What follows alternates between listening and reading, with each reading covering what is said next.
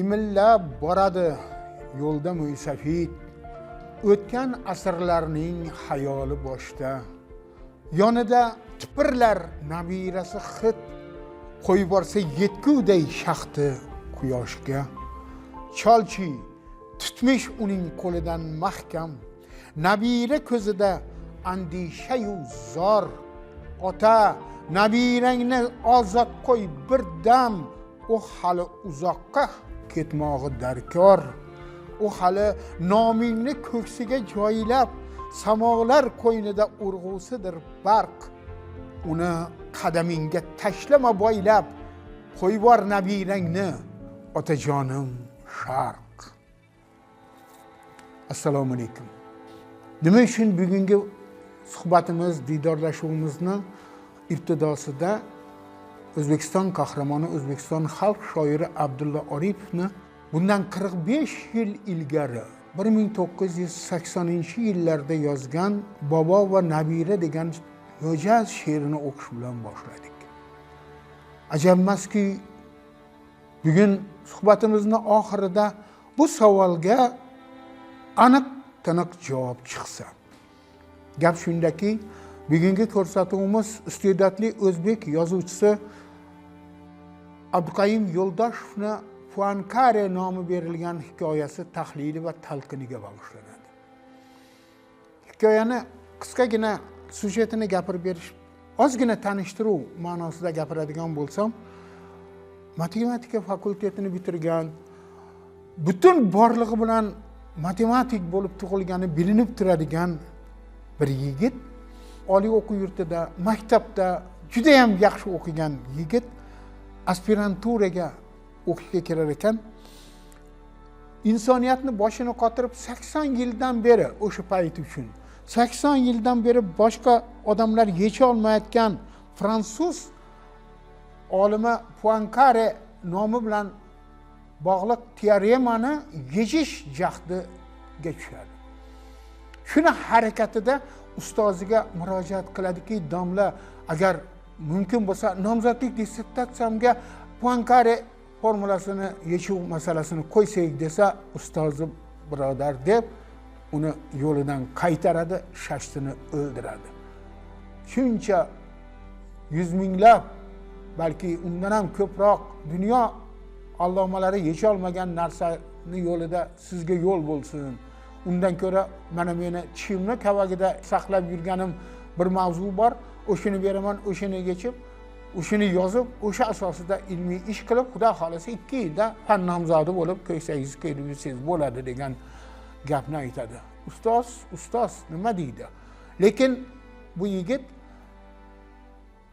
garchi ilmiy ishni ham rasman bajarish tadorigiga tushgan bo'lsa, undan qo'li bo'shadi, Poinkare teoremasi ustida, formulasi ustida bosh qotiradi. Men qattiq mehnat qilardim.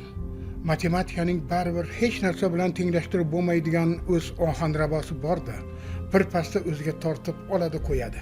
Ayniqsa 3 o'lchovli Yevklid fazosida erishilgan yechimlardan so'ng yarim Yevklidli fazo geometriyasi ochilmagan qo'riq bo'lib turardi o'zi ham. Ammo baribir Poinkare boshqacha edi-da. Bu mavzu go'yo birinchi muhabbat singari sira qalbimni tark etmas, aksincha tobora uning qat-qatga chuqurroq kirib borayotganda edi. Azaldan intizomni yaxshi ko'rardim. Har bir soatda nima ish qilishimni aniq belgilab olishga harakat qilardim. Shu sababli hech chiday olmagach, uyquni teng yarmiga qisqartirdim-da, tejalgan vaqtimni gipoteza isbotini topishga bag'ishladim. Bu hayotimning eng yorqin, eng mazmunli, eng shodon, eng hayratlarga to'la kunlari edi. Yotoqxonada yashardim. O'lgiday charchardim. Gohida hatto choy damlab ichishga ham holim yetmasdi. Ba'zan sutkalab tuz totmasdim. Pulim bor paytlari kartoshka qaynatib yerdim. Ishga ketayotib portfelimga 2 ta qaynatilgan tuxum solib olib qo'yardim. Shu mening tushligim bo'lardi. Biroq men baxtiyor edim. Zero asosiy ishim millimetrma-millimetr, zarrama-zarra oldinga siljayotganda edi. Qorigan chog'larim emaklab bo'lsa ham maqsad sari intilardim. Ko'zlarimdan mador ketganida yerni tirnoqlarim bilan kavlab bo'lsa ham ilgariga siljirdim. Illo illo oldinda olis ufq ortida bo'lsa ham neningdir shamoyili ko'rinib qolayotgandek nimadir o'zga chorlayotganday edi. Otasini tobi yo'q degan xabar bilan uni qishloqqa chaqirib olishadi. Va u yerda o'zidan keyin yana ukalari borligi, yoshi 28 ga yetib qolganligi, hali hamon uylanmayotganini qishloqdagilar har xil talqin qila boshlab, bularning yuzini isnodga qo'yayotganligi va eng muhimi otasi qaysidir bir davrada o'zidan ketgan bir paytda va'da berib qo'ygani bir jo'rasini qizini albatta katta o'g'limga olib beraman deb beshikka ertib qilib qo'yganini va'dasini bajarish vaqti kelgani, garchi jo'rasi o'lib ketsa ham agar mana shu va'da bajarilmasa, mana go'yo qachondir hali o'ziga umr tirashdi o'rniga mana bu narsalarni o'ylashni boshlagan ota meni narigi dunyoga jo'ram borsam nimaga va'dangni bajarmading deb ko'ksimdan yoqondan ushaydi. Xudodan qo'rqish, Xudoni savol javobi emas, go'yo ana shu biz hali yana bafurcha to'xtaladiganimiz beshikka ertini javobini o'ylab bolasini, ya'ni bo'lg'usi olimni, bo'lg'usi katta mo'jizalar yaratishi, kashfiyotlar yaratishi mumkin bo'lgan insonni taqdirini to'y bilan bog'laydi. O'zi zo'rg'a kun kechirayotgan, o'zi zo'rg'a aspirantlik stipendiyasini tirikchiligiga zo'rg'a yetkazayotgan yigitni o'zlarida ham bo'lmasa-da har xil joylardan qarz ko'tarib boshini ikkita qilib qo'yishadi, va'da berilgan ishni bajarishadi. Avvaliga hali to'y tadorigi paytida aytishadi, bir haftada ketasan deb. Yo'q, keyin kichkina chilla degan gap aralashadi, katta chillang ketgandan keyin deydi. Xullas har xil hali ammani tug'ilgan kuni, hali qudani, falon yig'ini mana shunaqa narsalar bilan qolib ketadi. Nihoyat hammasini tugatganidan keyin qarzlarni endi uzishga bo'yniga olib, go'yo uylanganlik kelgan bola yana bo'yniga shuncha qarz bilan o'zini kafedrasiga, ilmxonasiga borgan yigit Puankariyani ustida qolib ketgan ishni yana davom ettirayotgan bir pallada u yoqdan qishloqdan ayoli keladi. Va kelganda ko'radiki, bu bola qandaydir yotoqxonani taklif qilyapti. U qiz, kelin, yosh kelin, menga bunaqa yotoqxona emas, menga uy kerak. Axir sizdan borgan sovchilar maqtanishgan ekan-ku, bizni bolamizni, bizni bo'lg'usi kuyov bolani Toshkentda nafaqat uylari, balki uchastkalari, ya'ni dahmazali hovlilari bor deb maqtangan ekan-ku degan. Endi bilmadim ular nima degan, lekin men xullas tiriklik degan, tirikchilik degan olaqurjun bo'lg'usi olimni bo'ynidan, nafaqat bo'ynidan, bo'g'zidan ushaydi. Men tamom bo'ldim. Baxtsizlik nomard ovchiday panada poylab turar ekan. O'qi nishonga bir tegdimi, yovvoyi shavq bilan og'ulik paykonlarni ketma-ket yo'llayverar ekan. Shu paytgacha qanday chidab yurishgan ekan hayronman, ammo birdaniga ikkita ukam zudlikda uylanadigan bo'lib qolishdi. Qo'shaloq to'y, qarzlar. Bu yoqda alamdan kuyib, qorayib ketgan rafiqam ko'z ochirmaydi. Meni bo'shangdan olib lattaga soladi. Menga tekkizib yomon qarg'anadi. Orada yig'lab siqtab oladi. So'ng hezlanib, jo'ramning manzilini aytishimni talab qiladi. Hay demasam, borib u bechorani ham yulib keladiganday. Qayoqdan xabar topgan ertasigayoq dog'uli qaynonam kirib keldi. Tuxumdan ayrilgan tovuqday hurpayib. Ona bola mening bitta ham so'zimga ishonishmadi. Peshonamga bitilgan eng sho'r, eng qora kunlarim edi u kunlar. Odam o'zini oqlay axiri charcharkan, ammo yashash kerak edi. O'sha la'nati 4000 rublni joyiga qo'yish kerak edi. Ukalarimning to'yiga tuzukroq to'yona olib borishim kerak edi. Eng og'iri menga chirqirab yopishayotgan xotinim bilan qaynonamning asablarini ayovsiz egovlayotgan, ko'zimga dunyoni qorong'i qilib ko'rsatayotgan ovozlarni o'chirishim kerak edi. Bir ko'ngil kostyumini yelkangga ilda, chiq ket, hammasiga tupur, dunyo keng dedi. Boshqa ko'ngil, sen erkakmisan yo haji qiz? Tug'ilajak zurriyodingni nima ayb? Otalik mas'uliyati bormi senda o'zi? O'zing tirik bo'la turib, xotiningni yesir, bolangni sag'ir qilmoqchimisan dedi. Afsuski, mana shuncha harakatning orqasida ozgina bir pul yiqqanini eshitib qolgan do'stlaridan bittasi, aynan o'zi bilan birga ishlaydigan, bo'lg'usi olimman deb yurgan kirdikor egalaridan bittasi uni qo'lida ozgina bo'lsa ham sarmoyasi borligini bilib, bir uni tili bilan aytganda zo'r biznesga targ'ib qiladi ki, menga pulingni berib tursang, men o'zimdagi sarmoyamni qo'shamanda 4 kamaz pishgan piyozni 4 kamazga bosib, Rossiyani uzoq o'lkalariga olib borib sotib, pulingni 2 oyda ichida kamida 2 barobar bo'lmasa 3 barobar qilib beraman, qaytarib beraman degan yolg'on va'da bilan puliga ega chiqadi. O'zi ham borib bechora aspirant bola Sirdaryoni bir tashlandiq, dalasini tashlandiq, shiyponida oylab anov ko'karib ketmasligi uchun piyozni orqasini dazmol bilan ming xil issiq narsalar bilan kuydirishib, shuna qilib oxiri qutuldim, xudo xohlasa 2 oydan keyin mablag'im qaytib keladi degan umid bilan ularni kuzatib qoladi. Afsuski 2 oygina emas, yarim yil, 1 yil o'tgandan keyin ham bergan pulidan darak bo'lmaydi. Bu yoqda bo'lsa xotini doimiy egov, doimiy nima, lapashangni olib lapashanga solgan, erkakmisanda olib erkakmisanga solgan, mana shunaqa doimiy tazyiqni ostida. Va men boshimni yanada quyiroq egdim. Shundan so'ng nima bo'ldi, nima qo'ydi g'iras tushira eslayman. Go'yoki shundan keyingi o'tgan yillar ichida men yashamagan deyman. O'ynaman qafas ichidagi olmaxon misoli, tinim bilmay o'pgan bo'g'zimga tiqilgancha qarsillab chopaverganman. Yodimda qolgani shartda betimni sidirib tashlash-u, tanish begonalar oldiga qarz so'rab borish bo'ldi. Nechtasining uyidan, ishxonasidan orqamdan o'xshatib tepki yeganday mustar ahvolda chiqib keldim. Sanab sanog'iga yetolmayman. Men hatto yorab, nigohlari hurkakkina labanantka qizimiz Munisaga ham yukinib bordim.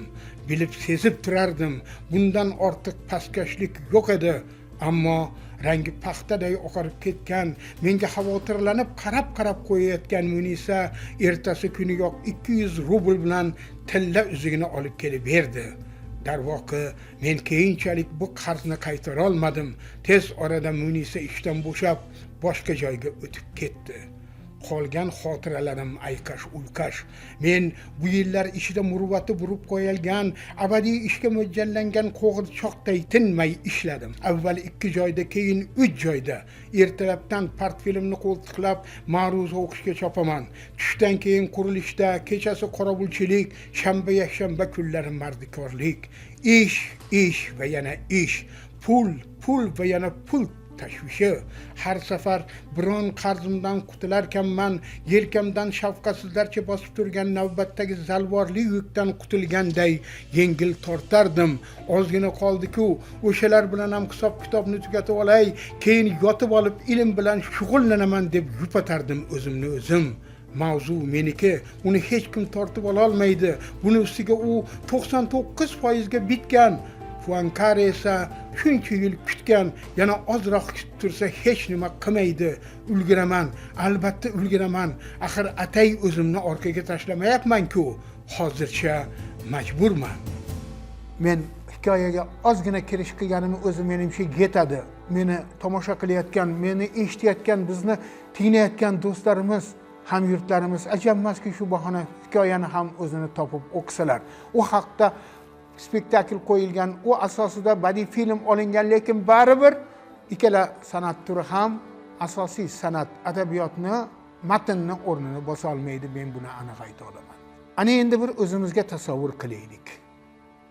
Agar mana shu hikoyada nomi keltirilmagan va nima uchun nomi keltirilmaganini ham men ko'rsatuvimiz oxirrog'ida bafurja aytib berishga harakat qilishga va'da berib aytamanki, xullas mana shu olim yigitni boshiga tushgan sinovlar, mana shu olim yigitga qo'yilgan talablar, biz o'zimizcha urf-odat, milliy an'ana va boshqa chiroyli ismlar topib olganimiz qistovlar, zanjirlar, ulug' o'zbek shoiri Shavkat Rahmon iborasi bilan aytganda oyog'imizga bog'langan og'ir toshlar agar Beruniyning oyog'ida bo'lganda, Ibn Sinoni bo'ynida bo'lganda, Xorazmiyni yelkasini bosib turganda, Navoiyni boshini qotirganda nima bo'lardi? Nima bo'lardi?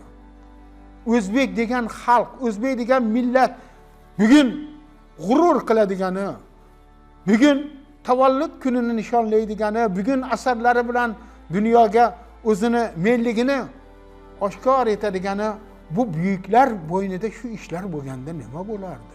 Tushuntiryapmanmi gapni, qayerga olib ketyapman? Biz xalqimiz, garchi har bir xalq o'zini ijobiy jihatlari bilan, ijobiy hamma sohada erishgan g'alabalari yu sifatlari bilan maqtanishga, g'urur qilishga haqli sanalsa-da, lekin meni nazarimda o'zini bilgan, bugunini va ayniqsa kelajak hayotini o'ylaydigan har bir xalq o'ziga tanqidiy qaray olmasa, agar o'zida mavjud qusurlarda, mentalitetiga, qoniga, suvaklariga suvak surib o'tib kelayotgan qusurlardan vaqtida batafsil, to'liq qutulish yo'lini o'ylamasa, bu xalqni nazarimda nafaqat buguni, balki kelajagi ham juda ham tahlika ostida, vahima ostida qolishi aniq.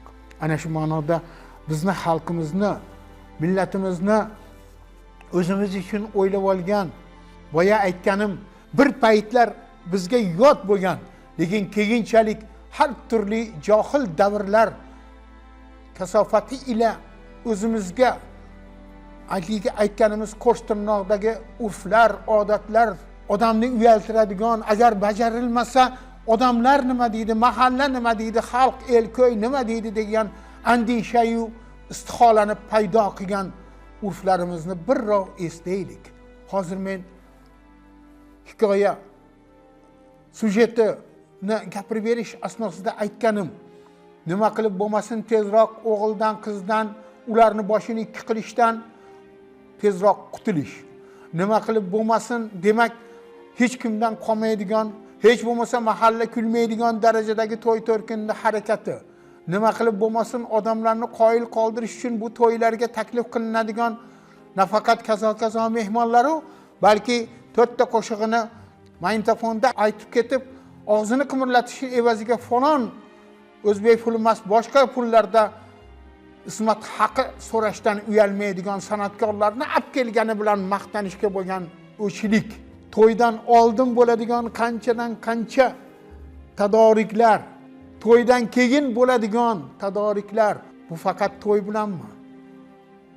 Xudo ko'rsatmasin, insonni so'nggi yo'lga kuzatishi, o'lim bilan bog'liq yana qanchadan qancha islom degan buyuk, muqaddas inson bolasini faqat ezgulikka, faqat yaxshilikka, faqat ilmga, faqat kelajak uchun yashashga, bolalaringizga bugun uchun emas, kelajakda asqatadigan ilmlar bering degan ta'limot asosida tarbiyalashga harakat qiladigan islomga mutlaqo zid bo'lgan, keyinchalik qo'shilgan bid'atlar, inson vafotidan keyin o'tkazadiganimiz uchimiz, payshanbaligimiz, 20miz, 40miz, 52miz yilimiz, bularni hammasini o'zizdan bo'lib qoladigan, o'zizdan vujudga keladigan narsalar emas. Demak, bular uchun pul topish kerak, bular uchun mablag' topish kerak, bular uchun tadorik kelish kerak, bular uchun uni qilish kerak, bu qilish kerak.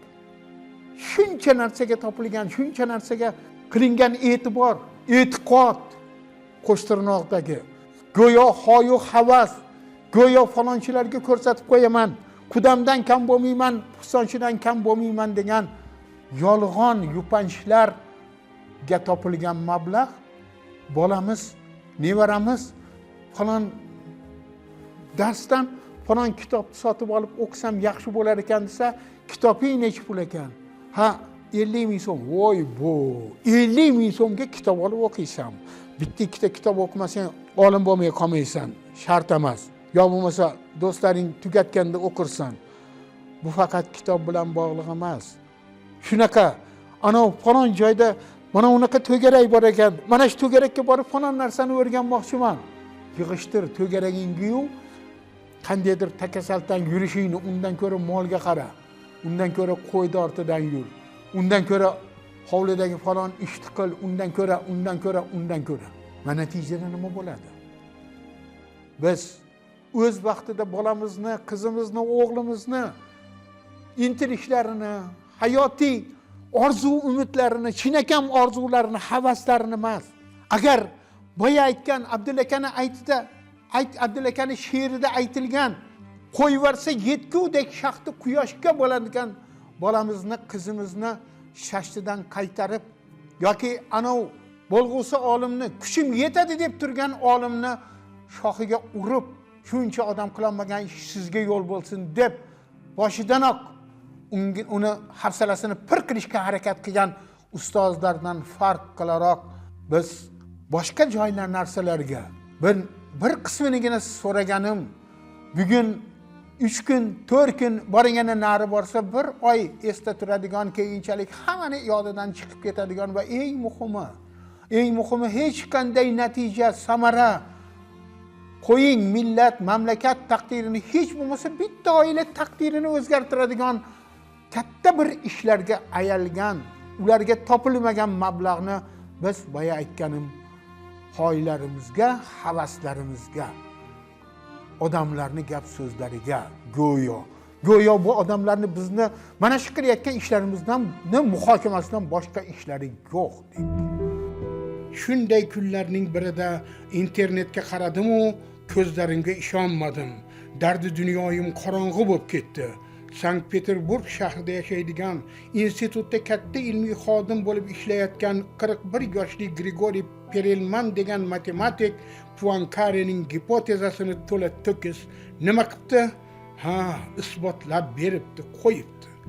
Science jurnali Poincare teoremasi isbotini yil kashfiyoti deb e'lon qilibdi. O'zimizning Silviya Zulfiya Nazar isbot muallifini ko'klarga ko'targan maqolasini chop etishga ham ulguribdi. Perelman bizning sohada nufuziga ko'ra Nobel mukofotiga teng hisoblanadigan xalqaro Fields medali bilan taqdirlanib. Xudo shohid, bu olamshumul yangilikni o'qiganimda butun vujudimni hasad va alam fasodi to'ldirdi. Men o'zimni tishlab tashlaguday ahvolga tushdim. Nega men emas? Hayot men uchun o'z ma'nosini yo'qotdi. Ammo bu hali holvasi ekan. Tez orada saytda Perelmanning gipotezi yechimi ifodalangan maqolalarini e'lon qilishdi. Xudo, bu nima degan gap? Menga yana qanday jazoing bor? Qachongacha ustimdan kulasan? Axir bu 99,99% mening yechimim-ku. Axir men to'g'ri yo'ldan borgan ekanman-ku. So'nggi 0,1% ish qolgan ekan-ku. Bir oygina, yo'q, ko'pi bilan bir haftagina bosim o'tirib ilm qilganimdami gipotezani o'zim isbotlagan bo'lardim. Agar Zukko talaba ham yonimga qo'shilganida, ehtimol birgalashib bu ishni yanada tezroq nihoyasiga yetkazardik. Axir ozgina qolgan ekan-ku. Hikoyada gapimning muqaddimasida boshida aytganim singari bosh qahramon, olim yigitni ismi biror joyda tilga olinmaydi. Go'yo o'sha ulug' mutafakkir shoir Umar Hayyom aytgandek, bir chivin tug'ildi yo o'lib ketdi, nima farqi bor degandek. Nega ismi topilmaganmi? Familiya qahatmi? Nimaga yozuvchi kattagina hajmli qahramoniga, markaziy qahramoniga ism bermayapti? Nega? Meni nazarimda bunda ham juda jiddiy, juda o'ylangan maqsad yotibdi. Ki meni hozir siz tinglab o'tirgan kunlarda ham, ertaga ham, afsuski kecha bular juda ham ko'p bo'ldi, bugun ham bo'lyapti va afsuski ertaga ham bo'lishi mumkin bo'lgan hodisot ta'kidlaganim ichida javharida ulug' olimlikni, ulug' hunarmandlikni, ulug' me'morlikni, ulug' mutafakkirlikni javharida saqlagan insonlarni ko'kartirmay, orzularni ro'yobga chiqarmay, demak ismsiz, zabonsiz, izhorsiz qolgan dillarni hammasini mujassama qilib qahramoniga ism bermaydi. Dar haqiqat mana shu. Siz bilan men tanishimiz mumkin bo'lmagan endi. Ya'ni dunyoga kelib o'zini tabiatida bor bo'lgan 4 michasi sog'. Demakki, Xudoyim bekorchi emas. Har bir 4 micha sog' tug'ilgan bandasiga albatta nedir bir iste'dodni, nedir bir quvvatni, nedir bir boshqalarga berilmagan ulug' tal'atni, talantni bergan, Allohning javharini xor qilgan, yer bilan yakson qilgan, uni unib o'sishi, ko'karishi, bo'y cho'zishi, tik turishi, qaddini adil tutishi, gullashi va mevalar berishi, oilaga, mahallaga, tumanga, viloyatga, oxir oqibatda mamlakatga tirgay bo'ladigan, uni og'irini yengil qiladigan, xalqni dunyoga tanitadigan, xalqni boshqa xalqlardan kam qilmaydigan va millionlab qora ko'zlari, millionlab farzandlari o'zga yurtlarga, o'zga odamlarni har turli qora ishlarini qilishga majbur bo'lishdek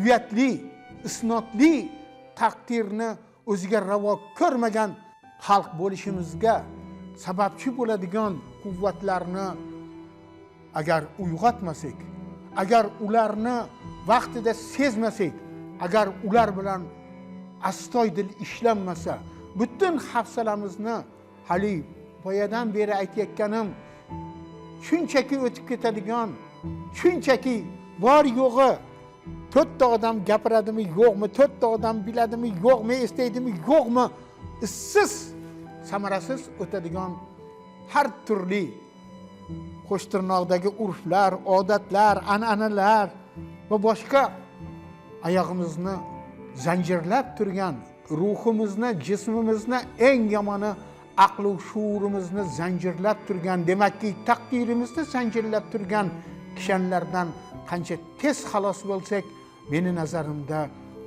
xalqni, millatni kelajagi haqida nedir umid bilan, nedir ishonch bilan gapirish mumkin xolos. Domla nogahon shogirdi tomon engashdi. Shoshish, birov eshitib qolishini istamagandek qizg'anchiqlik bilan shivirladi. Hammasi o'zimizga bog'liq.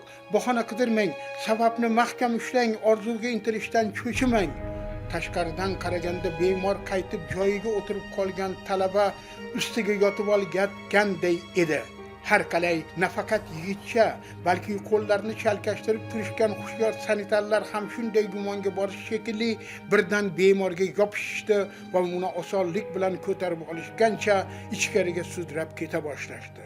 Bir amallab qo'lidagi qog'ozni vahimadan afti qiyshayib ketgan talaba tomon otishga ulgurgan, so'ng bu manzarani ko'rmaslik uchunmi nigohini oppoq shifga tikkan domla quyilib kelayotgan ko'z yoshlari aralash yurakni o'rtab yuboradigan darajada iztirob bilan iltijo qildi. Xudoyim, meni 30 yil orqaga qaytar. Xudoyim, meni 30 yil orqaga qaytar. Uzun yo'lak oxiridagi qalin eshik taraqlab ochildi. Bemorni ichkariga olib kirib ketishdi. Domlaning iztirobli nidosi kimsasiz uchrashuv xonasidan tobora uzoqlashaverdi. Xudoyim, meni 30 yil orqaga qaytar Xudoyim. Axiri sas o'chdi.